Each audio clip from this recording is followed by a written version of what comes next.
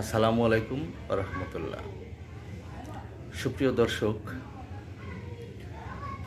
আমাদের জাতির উপর দিয়ে রীতিমতো গজব চলে যাচ্ছে।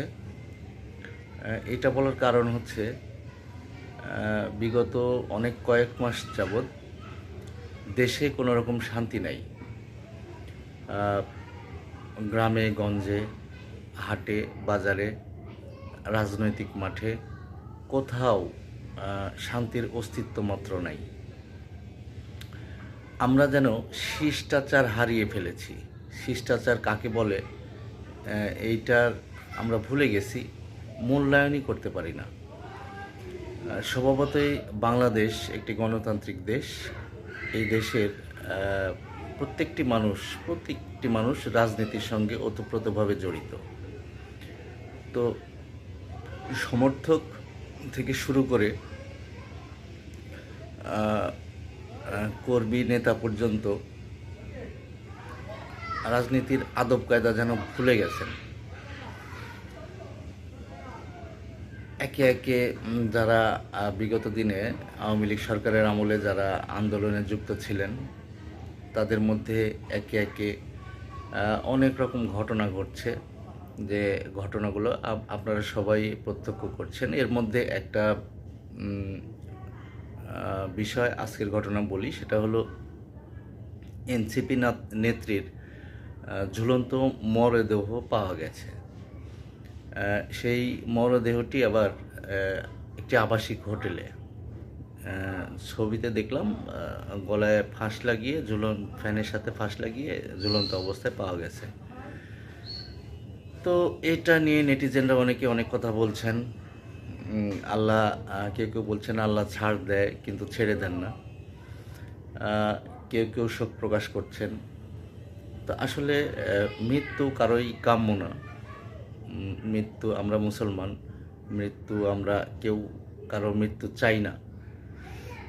তো আল্লাহ যেভাবে মানুষের মৃত্যু লিখে রেখেছেন সেভাবেই হবে।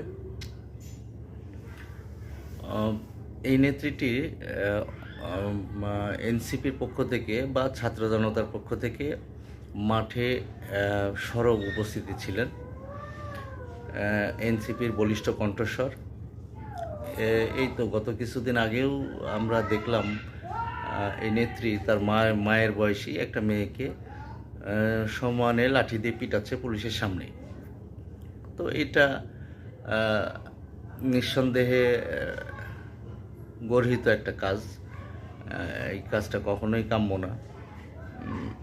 যাই হোক, যেহেতু ওনার অভিযোগ বঙ্গবন্ধুর সমাধিতে ফুল দিতে গেছেন বা 32 নম্বরে ফুল দিতে গেছেন, যার কারণে মহিলাটিকে এই এনসিপি নেত্রী পিটিয়েছেন। তো প্রত্যেকটা আঘাতই, আপনি যেই আঘাত করি না কেন মানুষকে, প্রত্যেকটি আঘাতই একটা ক্রিয়া, আর প্রত্যেকটি ক্রিয়ারই একটা প্রতিক্রিয়া থাকে। সেই হিসাবে একটা বয়স্ক মানুষের দীর্ঘশ্বাস অনেক কিছুই বহন করে আর কি, যেটা আমরা যদি ধর্মকে বিশ্বাস করি তাহলে মানতে হবে আমাদের। তো সেই এনসিপি নেত্রীর মরদেহ পাওয়া গেছে আবাসিক হোটেলে। আসলে একজন নেত্রী, একটা রাজনৈতিক দলের নেত্রী, কেন্দ্রীয় নেত্রী, তিনি আবাসিক হোটেলে কেন, আর তার মরদেহই বা আবাসিক হোটেলে কেন? এটা স্বাভাবিকভাবে সবার মনে প্রশ্ন থাকবে, প্রশ্ন আসবেই, এটা অস্বাভাবিক কিছু না। তো নিঃসন্দেহে এটা সমালোচনারই কথা। একজন নেত্রী ভবিষ্যতে যারা দেশ পরিচালনা করবেন তারা থাকবেন বাসায়, তারা থাকবেন পার্টি অফিসে। আবাসিক হোটেলে কেন, এটা কারো মাথায় আসে না, আসছেও না। যাই হোক, সমালোচনা করতে যাচ্ছি না। যিনি মারা গেছেন, আল্লাহ ওনাকে বেহেশত নসিব করুন, কিন্তু মৃত মানুষের সম্পর্কে সমালোচনা করতে নাই। আমরা হয়তো সৃষ্টিকর্তাকে ভুলে গেছি। বিচার সৃষ্টিকর্তাকে না দিয়ে নিজে নিজে বিচার করা শিখে গেছি। যার কারণেই হয়তো আল্লাহ পাক আমাদের মাঝে গজব নাজিল করছেন। আমরা সকলেই মহান সৃষ্টিকর্তাকে স্মরণ করি, সকলেই শিষ্টাচার মেনে চলি। আল্লাহ আমাদের সকলকে হেফাজত করুন। আসসালামু আলাইকুম ওয়া রাহমাতুল্লাহ।